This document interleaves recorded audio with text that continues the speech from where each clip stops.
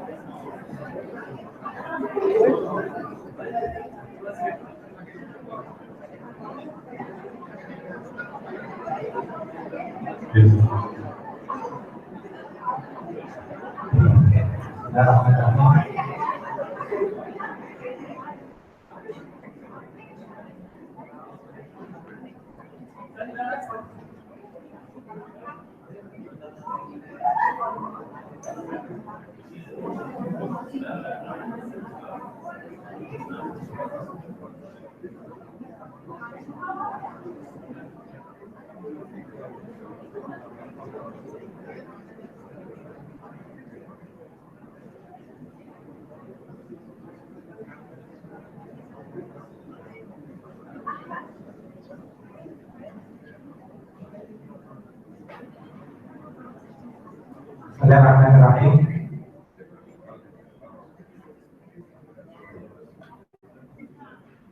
أعتذر عن التأخير.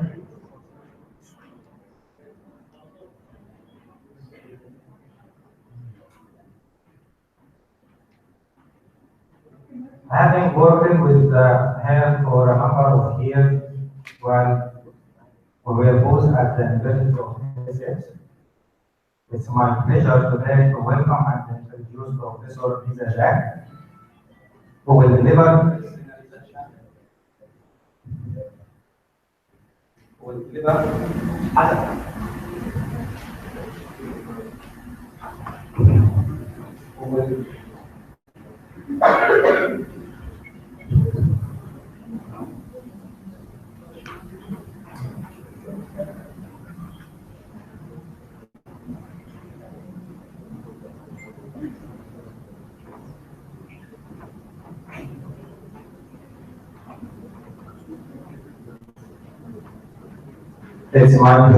It's my pleasure today to welcome and introduce Professor Lisa Jack, who will deliver the first plenary session in the conference. Lisa is Professor of Accounting at Portsmouth University and currently the President of the British Accounting and Finance Association. She's also part of the MSc Forensic Accounting teaching team at Portsmouth and leads the unit on financial crime and the law. Lisa has published a number of articles in top accounting journals, including Accounting, Auditing, and Accountability Journal, Accounting History, Journal of Applied Accounting Research, Critical Perspectives on Accounting, and the British Accounting Review, among others. Lisa is a particular research interest is in accounting and management control in the food and drink sector, and she's now combining both interests to establish projects on fraud detection in the food industry.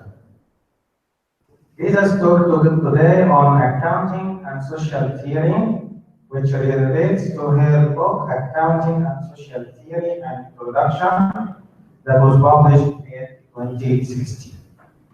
Over to you.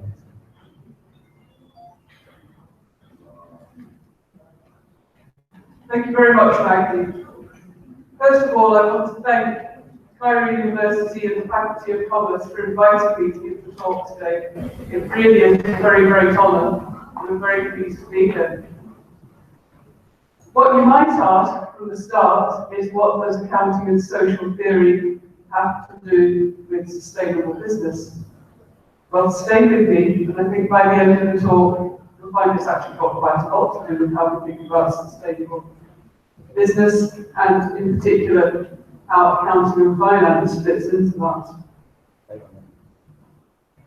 Just a quick word about why I wrote this book in particular, because I think it's got a slightly different angle than you might expect. It's partly to improve research-informed teaching.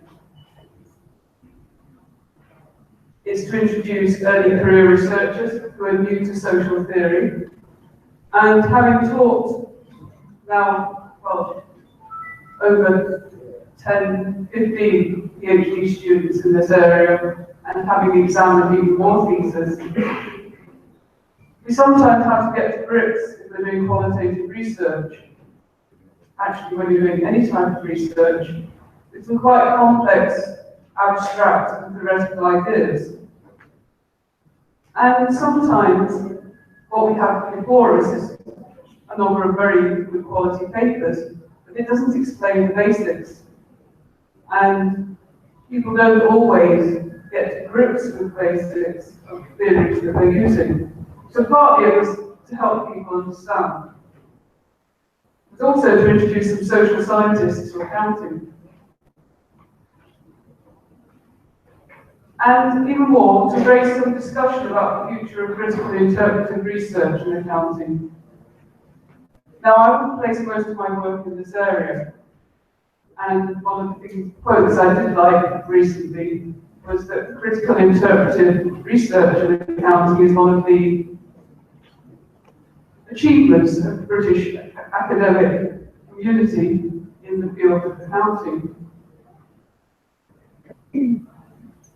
Now, we're going to go a little bit back to basics, and I have to explain a little bit here that one of my inspirations for the book was a novel from the 19th century by Charles Dickens, who is obviously one of Britain's most famous authors. And this book is called Little Dorrit. But the most important thing you need to know about it, you don't need to know the plot. What you need to know is this book, where the main character is money. Money in many different forms, and what happens to people and society when we deal with money. And it's got this quite sad quote at the beginning, which is that the main character, who falls on somewhat hard times, is, "I'm the only child of parents who weighed, counted, and measured everything." And this is the link right at the start with sustainable business. Do we just want to be a society that simply weighs, counts, and measures everything? Is there more to business? Is there more to accounting than that? And I think the starting point for looking at accounting and social theory, or business and social theory, is to think about what we do and how many ways money informs or influences our lives. And in the book, I counted many different ways that money comes in. In other words, everything. Now, I start the book in particular, because it's a good way of thinking about this topic and thinking what does accounting, what does money mean in our lives? And I started very close to here, because I don't need to tell this audience that the place where accounting was first used, developed, particularly in forms of management accounting and to create order, was in Egypt. And there is a very good book by Mahmoud Azimel called Accounting and Order, which I highly recommend. But the whole idea of accounting being the way that we inscribe, organize, name, enumerate, value life, work, religion, is found very much in ancient Egypt, where society was ordered, where the afterlife was ordered, in ways that you classified and enumerated not only the goods, but your deeds and your life.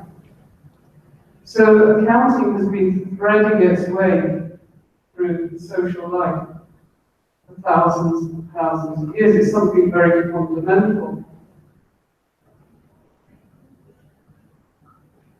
And you can take something else about society. And again, this is another very interesting paper, but there are others.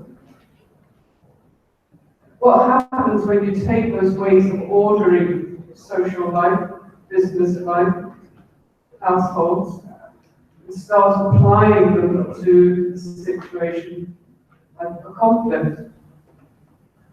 What happens when you start treating people as numbers and you start justifying that conflict in terms of a cost-benefit analysis? And this is what happened particularly during the Vietnam War, and I suspect any other war that's taking place.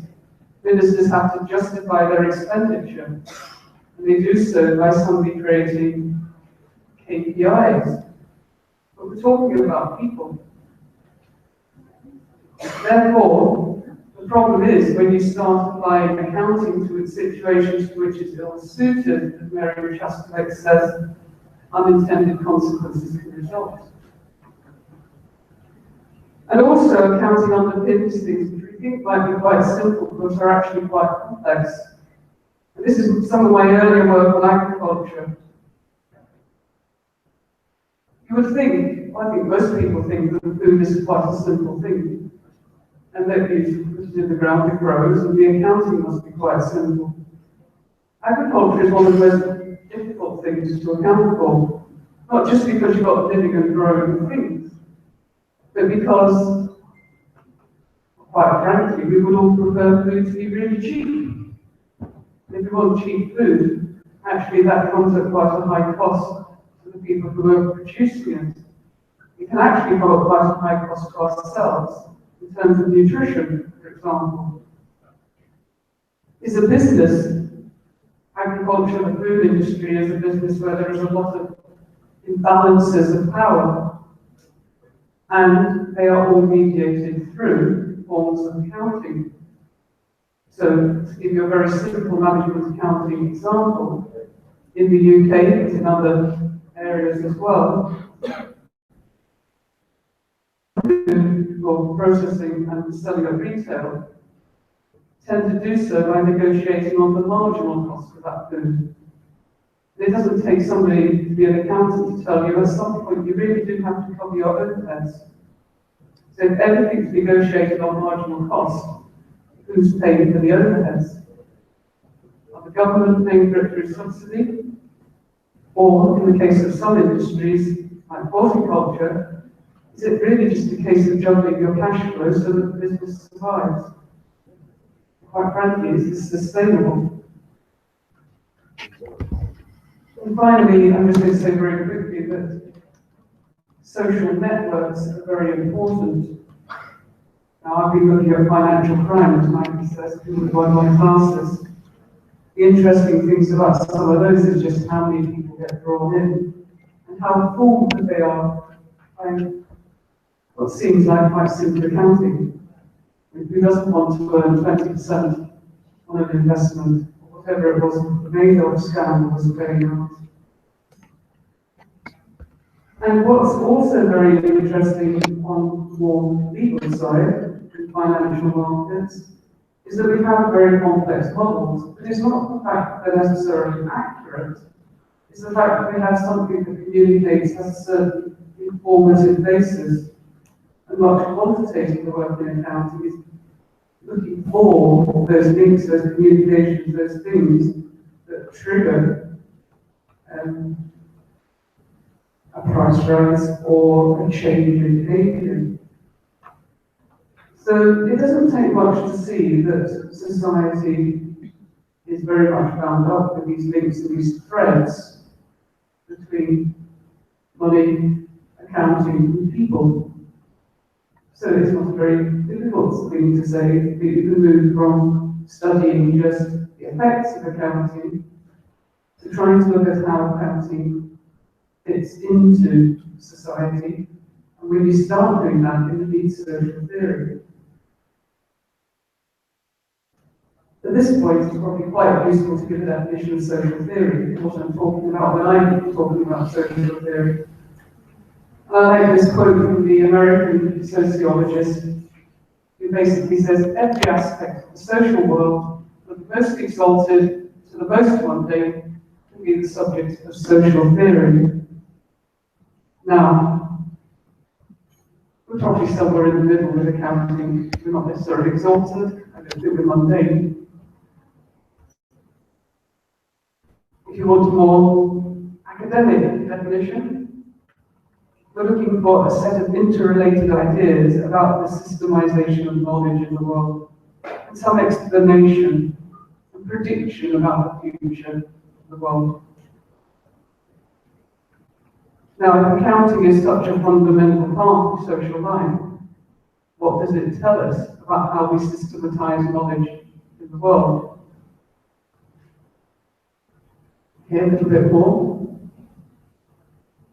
Social theory gives us a critical tool, if you like, to start thinking about what are the impacts and effects of our accounting practices. And it should be something that facilitates discussion between disciplines. Okay, you can say exactly the same about maths or about economic theories, but here we can maybe reach into some other areas, sociology, anthropology, geography, and have a discussion about where accounting fits there. And it gives us something of a theoretical lingua franca, so observers.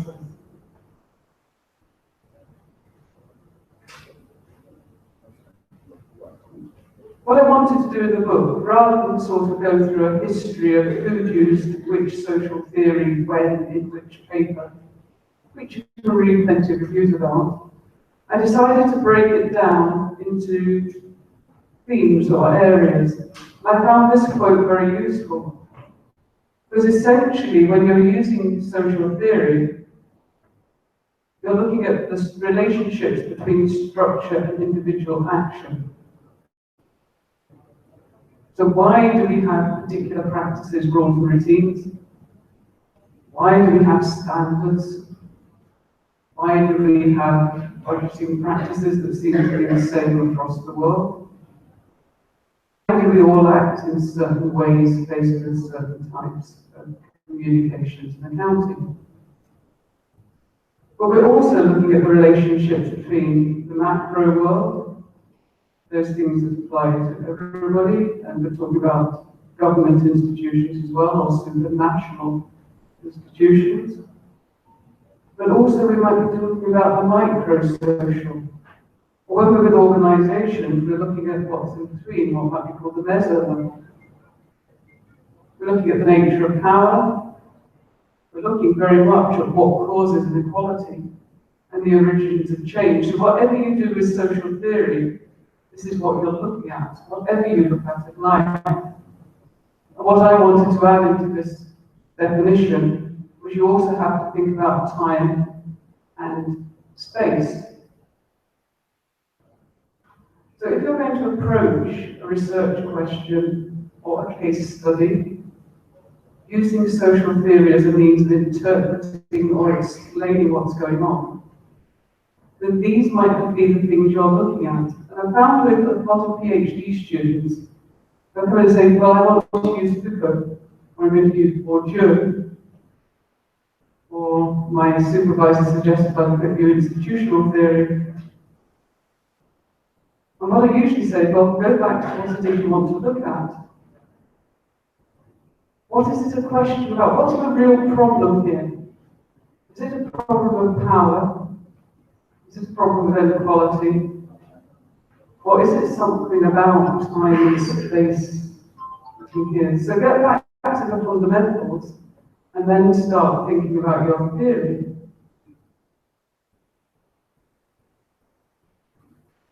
So, if we're going to go back to fundamentals, what is accounting? If you're looking at it from a social, theoretical, qualitative point of view. And looking at a number of papers, I found a number of different ways of looking at it. So it could just be a technique, or a technology, or is it a practice, or is it a vehicle for exerting power over a particular group of people in the organisation or in society? What exactly is it? But this starts to be the problem, because there's no one definition, there's no one thing it can be. So partly you have to start thinking, well, how do I see accounting in this context? What's happening with the problem or the case that I'm looking at? And thinking about this, I started thinking about, well, how have we looked at this in the last few years? And you're probably aware that from about the mid-1980s onwards, there's a group of scholars in accounting who look at accounting in its organisational and social context, hence the journal Accounting, Organisations and Society. And this group have driven the use of social theory as a way of interpreting and criticising the way that accounting is used in the world. And that's very good, but I thought, well, after 30 years, we have a slight problem. Because we're very good at putting accounting in its social and organisational context now. We can take a case study, and we can take a theory, and we can produce a nice interpretation. But how long can you go on putting something in its organisational and social context and proving that that's what needs to be done? I think the point possibly has been proven. So I started to wonder, well, can we take this any further? What's actually happening when we put accounting in its organisational and social context? Actually, where do you get to the point where you start changing that context or start changing that society? And so, going back a little bit, I thought, well, what is accounting really? Accounting is really about communications, and there's no real argument. It doesn't matter whether you're doing quantitative work, financial markets work, whether you're doing management accounting. Fundamentally, accounting is a communication. Now, Matashik and others have shown that's fundamentally the case. Richard Chambers wrote about it. But we haven't actually started applying this fully in accounting research. So what I wanted to do was propose a slightly different way about looking at accounting and social theory. It's a my proposition. Nobody's come back and said it's terrible. But so far I can't say it's been established as an idea, but I would like you to think about it a little bit. I think we can study accounting instead in society as the ways that people misuse, abuse accounting communications, and the way that that affects relationships in society. What critical interpretive researchers have been doing by putting accounting in its social and organisational context. But part of my frustration in writing the book was I read a lot of papers, not about context. I learned very little about accounting. This is my main criticism of some of this work. It's put very much in its context. We know that there are abuses, that people exert power in different ways. But we haven't really thought about how accounting, what is it about accounting that does this? We know a lot about the people, we know a lot about the context, we know a lot about the organisations. We even know quite a lot about the society and a lot about theorists. But why accounting in particular? So I haven't learned a lot doing this book about why accounting does this, and it must be something to do with how we communicate. So I think there's sort of a lot more work to be done in this area.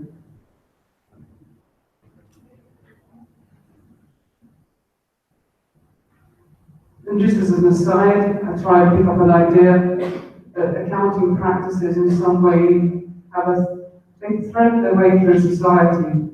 One thing about Charles Dickens' book is about how the aristocracy are linked to people in extreme poverty.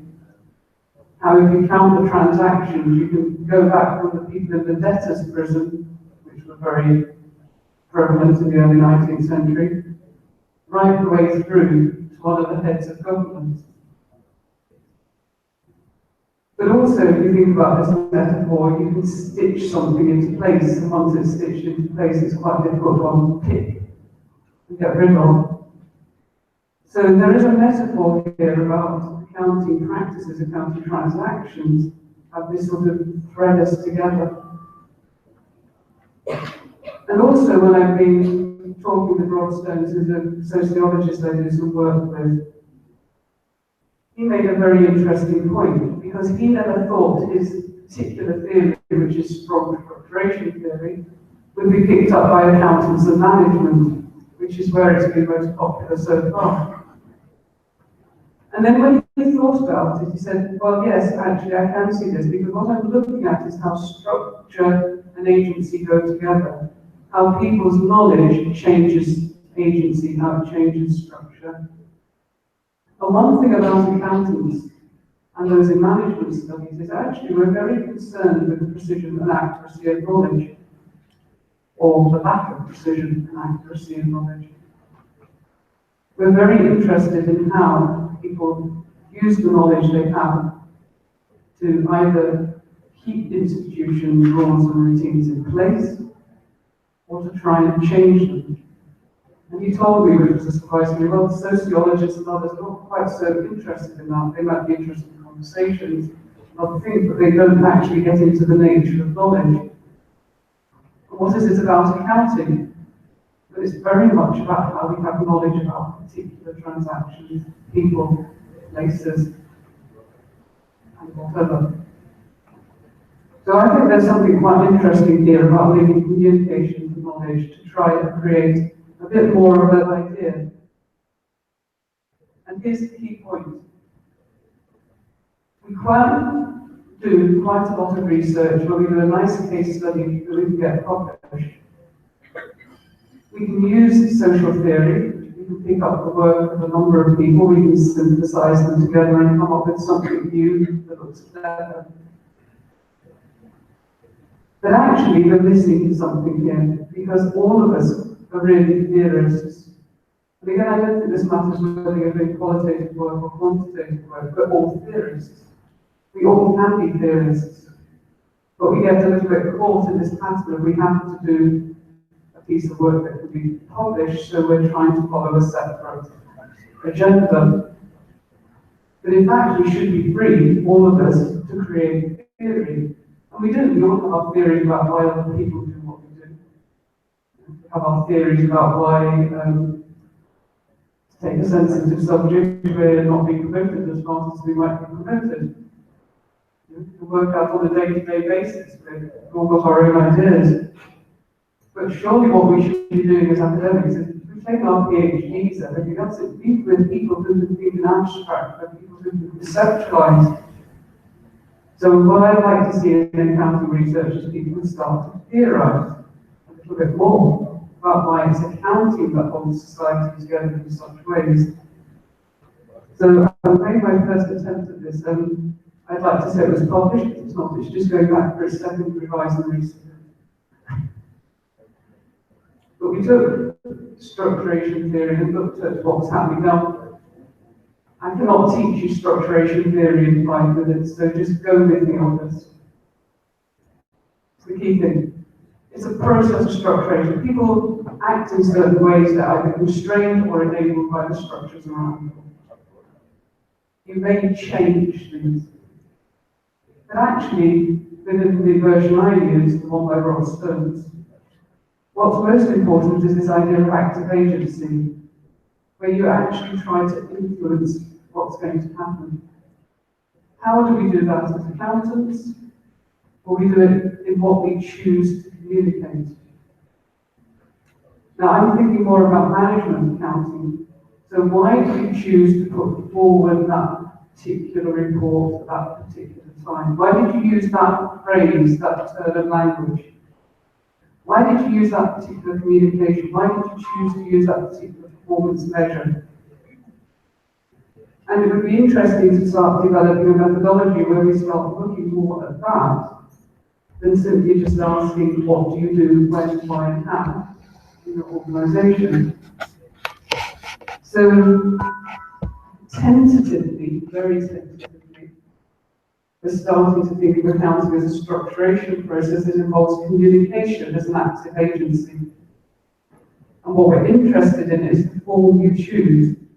Because what do you want to do? You want to change the way other people you're networked with think. So if you're a chief financial officer, and in this paper you start networking with people, putting out certain communications about you're free, your door is always open, why don't we have a meeting to discuss certain things?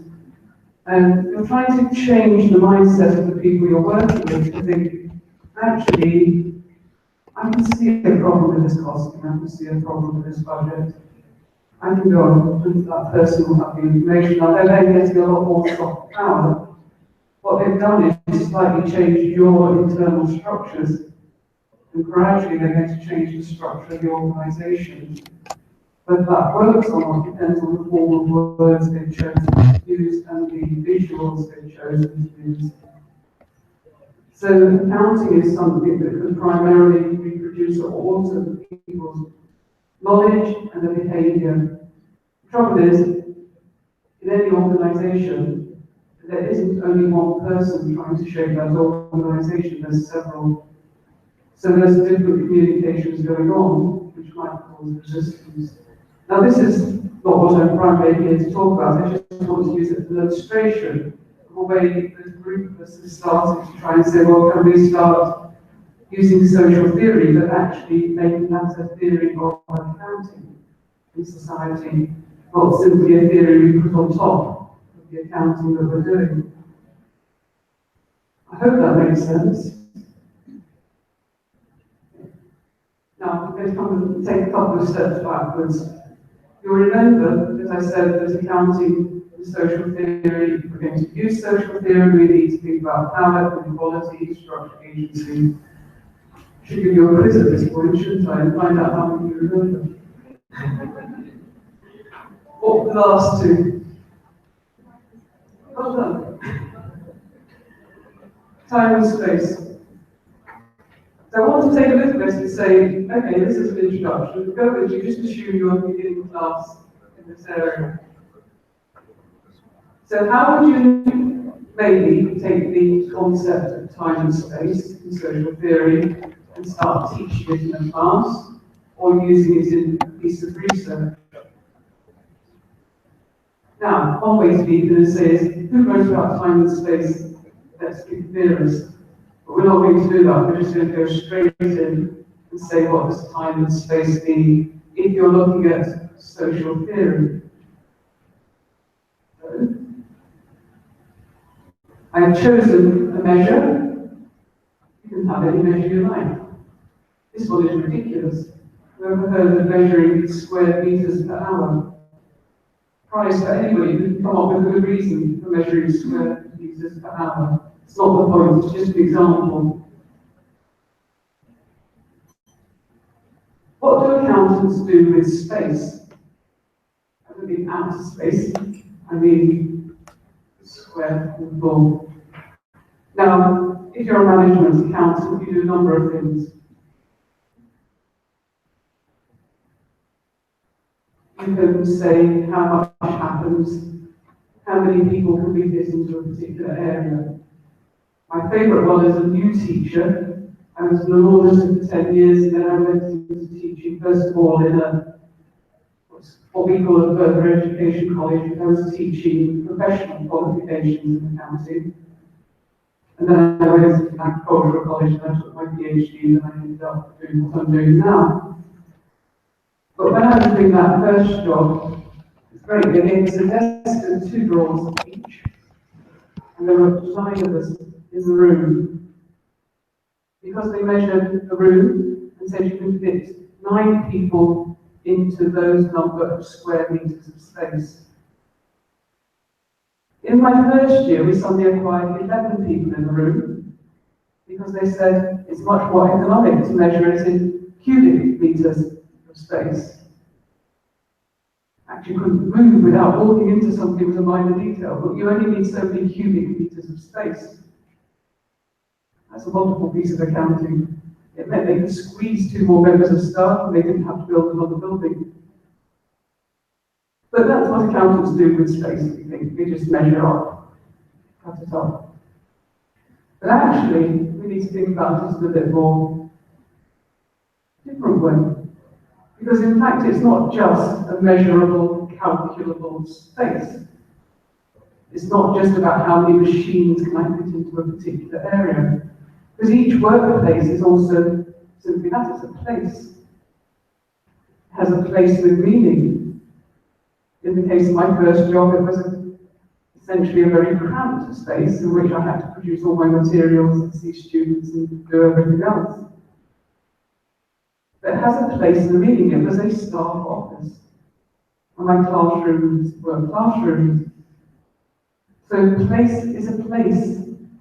And firms do know this. They know it's very much about, can you identify with that place? So in fact, the people I work with made a mistake. Because in fact, once they started cramming more people into the room, it became a different place. It became a place you didn't want to work, and a place you might want to work. What they hadn't thought about was the human side of it. They put boundaries, and actually that's quite important for accounting. Where's the boundary of your organisation? If you're doing a financial report, what's the boundary? What's the geographic place? What's the space? So actually, if you're using social theory, the most important thing isn't how do accountants account for space. It's about how do they understand the social space that's being created. And does accounting help create a social space? Or does it constrict and define that social space? One of the most famous papers on this is about a tobacco factory in Seville. And essentially, they look at the way that people in the 18th century, the accountants of the 18th century, defined the space. They said you need X number of people here, you can create so many tons of tobacco here. It was very much a social space because this space was where the women who worked on the tobacco and the cigarettes worked. And this was it was a female job. If you've ever seen the Opera Carmen, this is the same factory they're talking about. Other areas were management areas. And when you left the building, where you worked to find your social space elsewhere, where you could go in the city or where you couldn't go, because you were poor and you were rich. So actually what's more interesting from a social theory perspective in accounting is saying, well, what does it actually do to people? And have they created something that enables people to flourish, or a place that keeps people in a particular area of inequality? So theories about social space are more interesting. If you're talking about time, it's very similar. We can talk about how accountants cut up time. We've got year ends and cut-off dates. and productivity per minute, and you name it. In fact, that's not really what we're interested in when we're looking at social theory. We're looking at why this time, why this space, why this place. And actually what we haven't explored particularly is how accountants think about the future.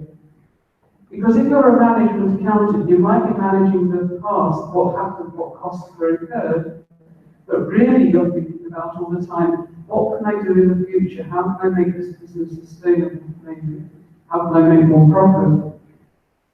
But always think about the future, but we haven't really used theories of the future or how people think about time to understand how accountants think about their role and the calculations and the communications that they make. But we really haven't got a grip yet with how quickly accounting is going.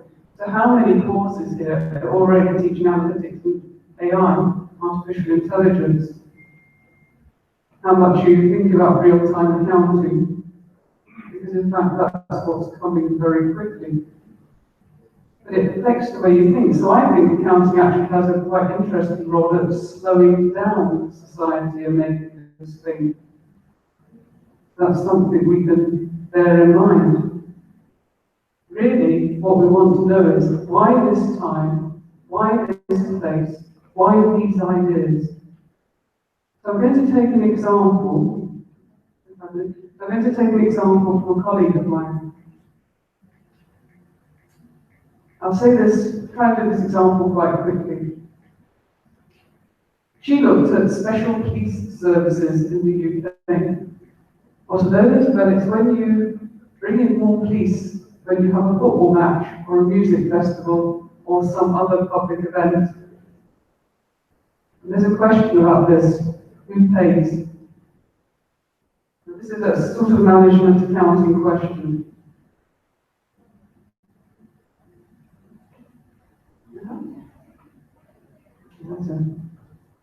Basically, people didn't used to worry about it too much. In the 1990s and the 2000s, people became gradually aware that we were using taxpayers' money to pay for private events, because the owners of football clubs in the UK, if you've been following, and I know quite a few of you do, are not poor people.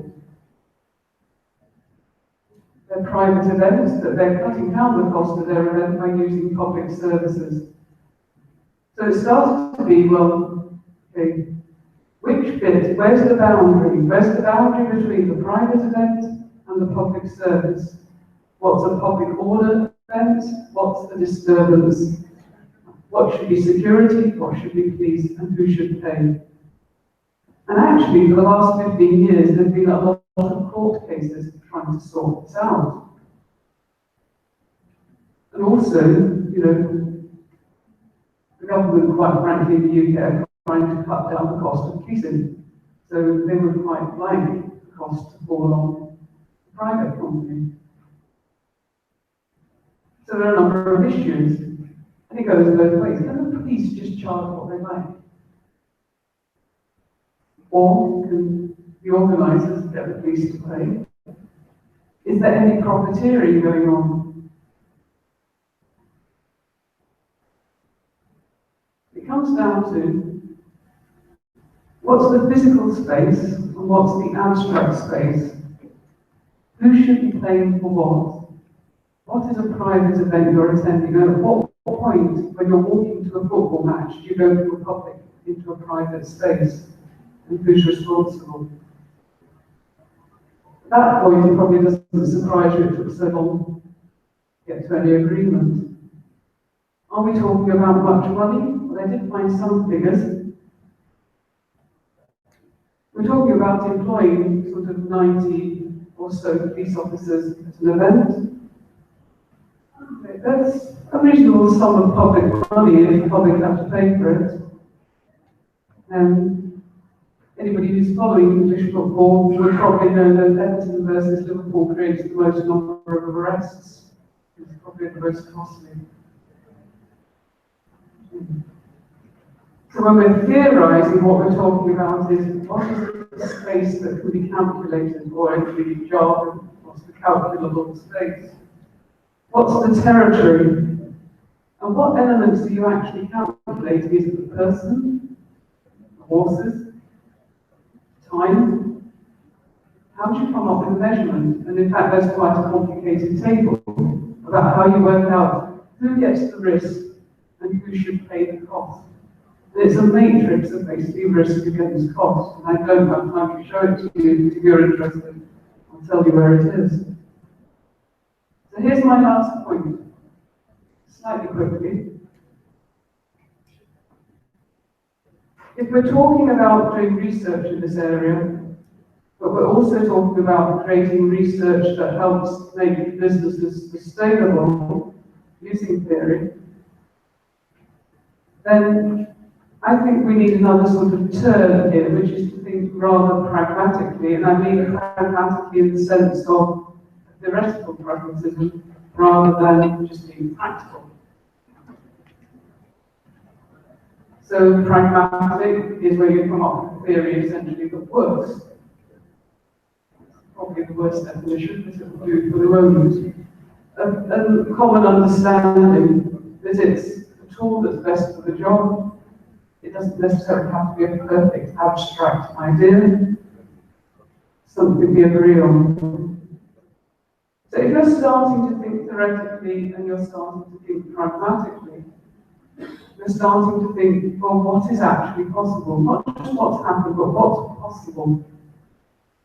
And is it something we experience as a collective truth? There's some understanding and what's our aim as a researcher? Do we just want to have an accurate map of society? Or do we want to find something that's going to change society?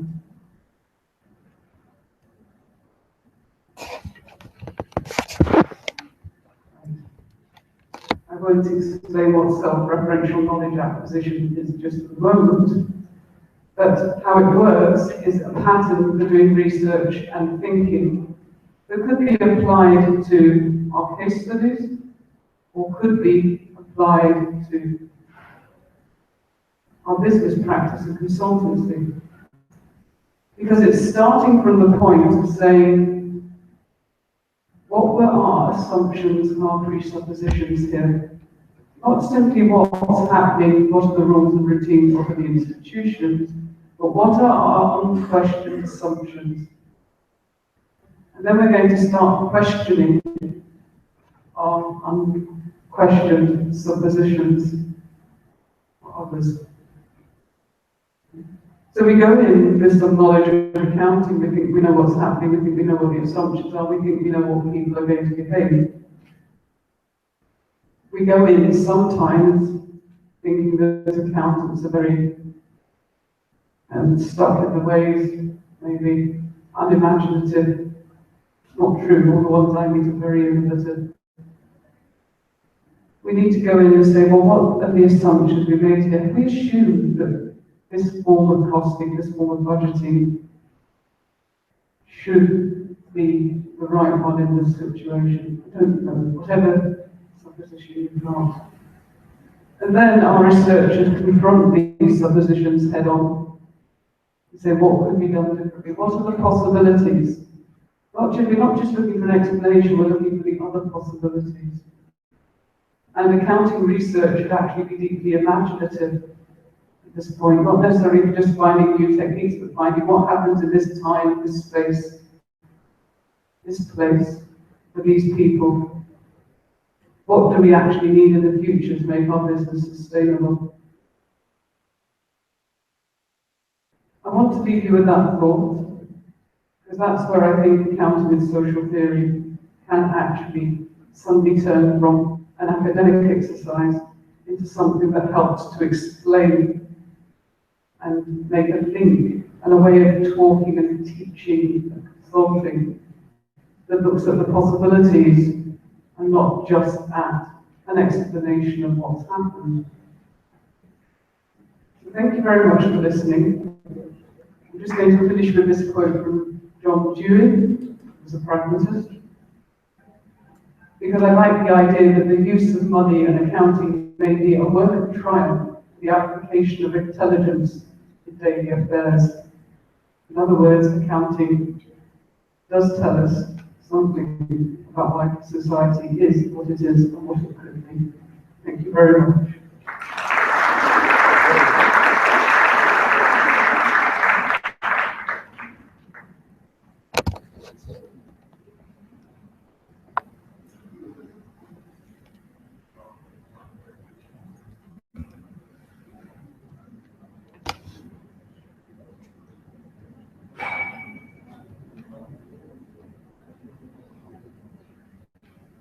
Thank you, Lisa, for this interesting talk. In fact, I was tracking the time because I was interested in the talk. Now I think we can see accounting a different perspective within its social context. And now the floor is open for some questions for Lisa. Can you hear me?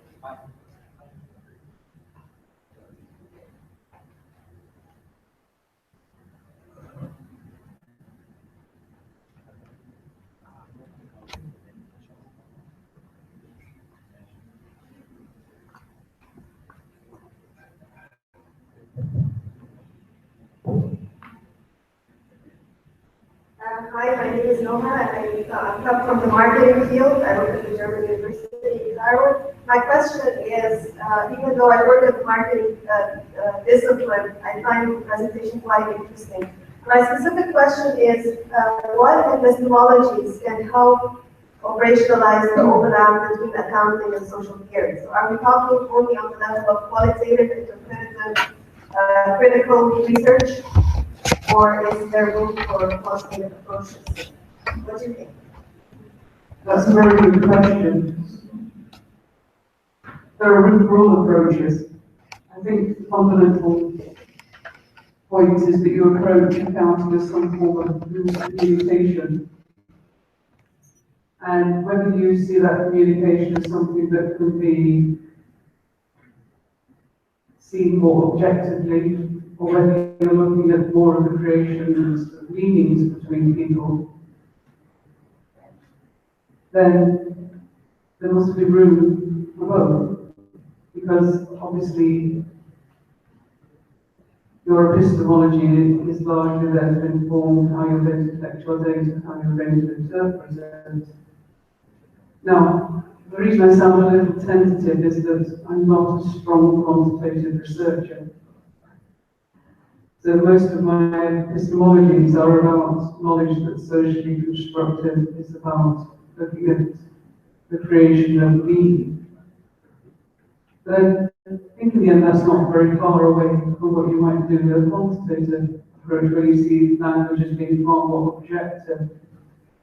So I think the link is in the language, I think the link is in the communication and what you're looking at. Thank you. Summer?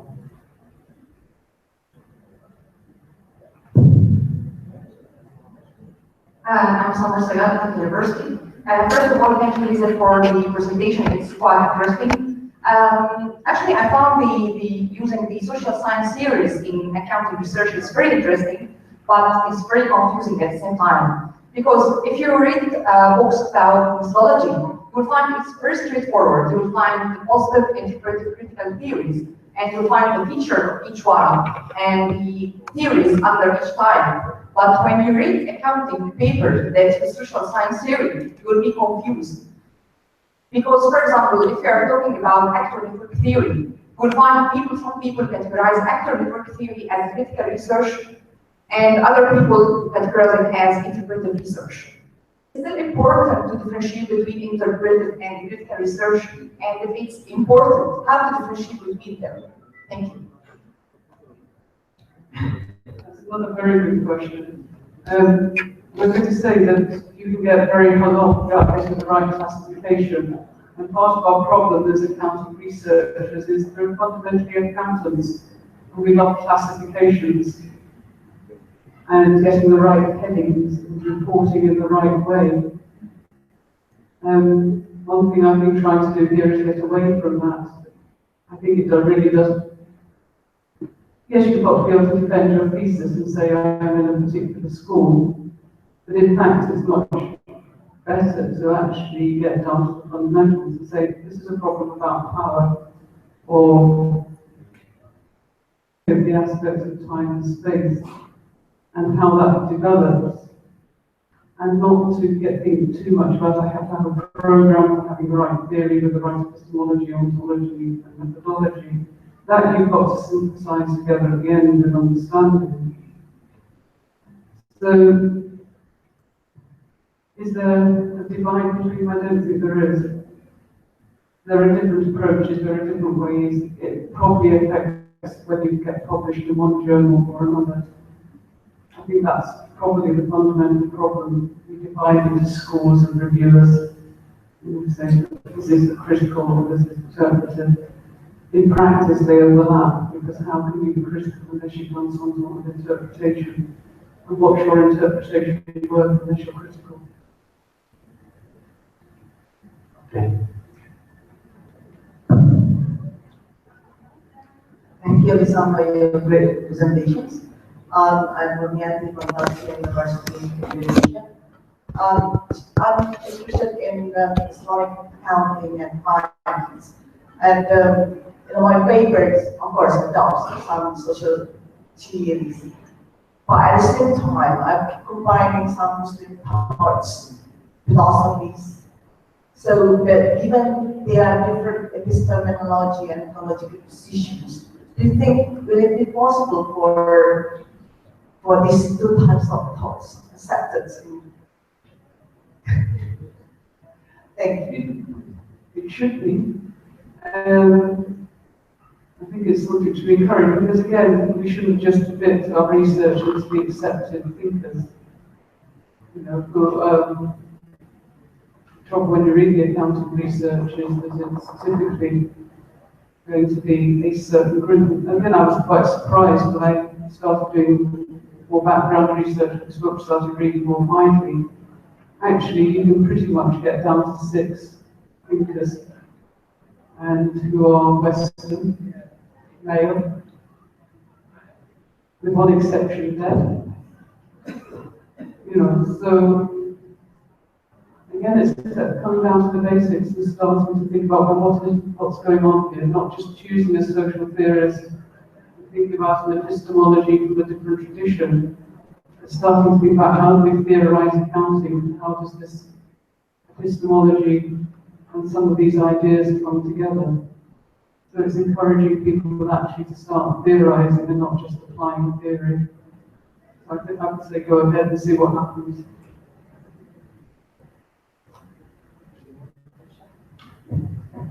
Any more questions? Yeah. Thank you, Lisa, for being with us. Heba also from Cairo University.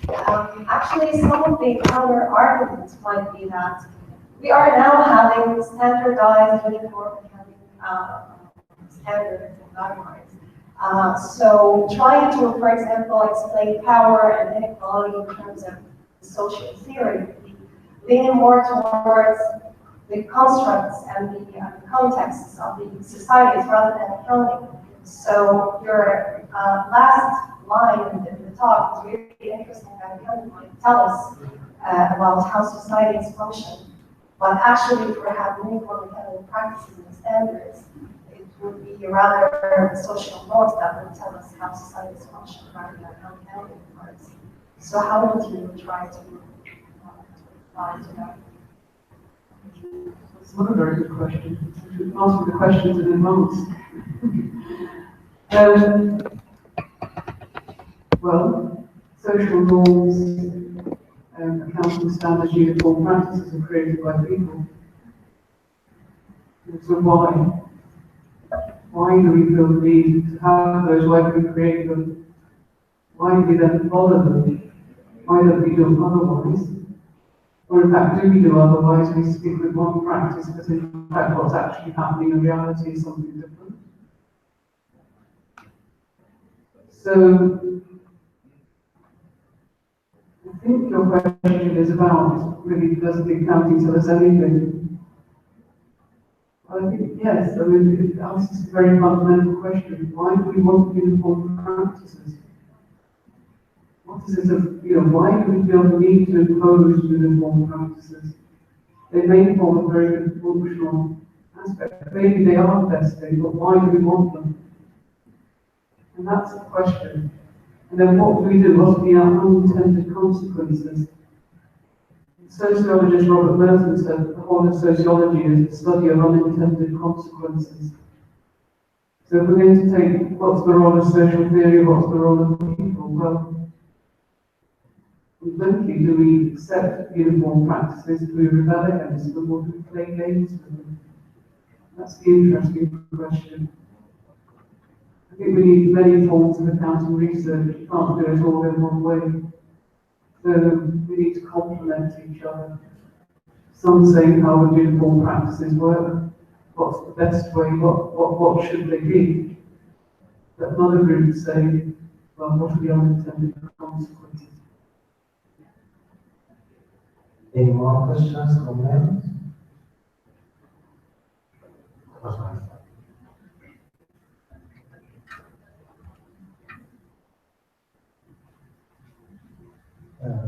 I'm Tarek, Professor of Agriculture and Farming. Thank you for the nice presentation. I just would like to add a comment. Actually, the more questions we have asked too much, because I believe that the fight itself and social theory is not handled too much in our courses, especially in the popular studies. So I believe that the fight is being to start the work in this area in our class and provide more readings and more workshops to make the students, the possible students, have a opinion about this area of research. At the same time, it's more to explain why the fight is not apply this. It's a very important issue to our students. Okay, thank you very much. And I think we have learned a lot in this book, and there are a lot of food for thoughts. And that's what about the research to continue. That's accounting within the social theory context. May I ask you please to join me in thanking Lisa for the interesting talk. Just a announcement. We will have break until 1:30 here. And at 4 o'clock, we'll have parallel sessions. There are 3 sessions at a time. And we'll have the binders on the paper in each session on the doors for the 3 doors here. Thank you very much.